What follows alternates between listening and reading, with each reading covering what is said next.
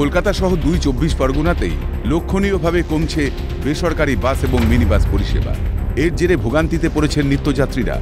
একদিকে ঘূর্ণিঝড় রেমালের তাণ্ডব এবং অন্যদিকে আগামী ১ জুন সপ্তম তথা শেষ দফার লোকসভা নির্বাচন রয়েছে রাজ্যে। এই দুয়ের জোড়া ফলায় গত ২৭ মে থেকেই কলকাতা সহ দক্ষিণবঙ্গের বেশ কিছু জেলায় কমছে বেসরকারি বাস ও মিনি বাস পরিষেবা। জানা গিয়েছে, ঘূর্ণিঝড় রেমালের তাণ্ডবের হাত থেকে ঘরবাড়ি বাঁচাতে ও পরিবারের পাশে থাকতে গত রবিবারই বাড়ি চলে গিয়েছিলেন বেসরকারি বাস ও মিনি বাস পরিষেবার সঙ্গে যুক্ত শ্রমিকরা। অন্যদিকে আগামী ১ জুন সপ্তম তথা শেষ দফার নির্বাচন। এই দফায় ভোট রয়েছে কলকাতা সহ উত্তর ও দক্ষিণ ২৪ পরগনা জেলার আসনগুলিতে।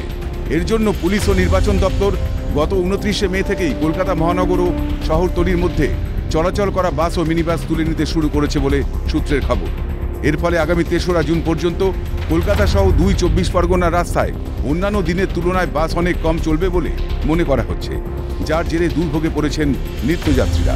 এই বেসরকারি বাস ও মিনি বাস পরিষেবা স্বাভাবিক হবে আগামী ৩রা জুনের পর বলে সূত্রের খবর। এ প্রসঙ্গে কি জানালেন জয়েন্ট কাউন্সিল অফ বাস সিন্ডিকেটসের সম্পাদক তপন বন্দ্যোপাধ্যায়? শুনুন। এই মুহূর্তে কলকাতা সহ ২ পরগনায় বাস মিনি বাসের সংখ্যা অত্যাধিক কম চলছে। এই কমটা পূরণ হবে ১ তারিখে নির্বাচন, তারপরে ২ তারিখ না হলে ৩ তারিখ এই গাড়িগুলো আস্তে আস্তে ধীরে ধীরে পূরণ হতে আরম্ভ করবে। এবং এই ২ বা ৩ তারিখ পর্যন্ত মানুষকে এই দুর্ভোগ বা এই অসুবিধাকে ভোগ করতে হবে। অদ্রিজা ঘোষের রিপোর্ট, ক্যালকাটা নিউজ।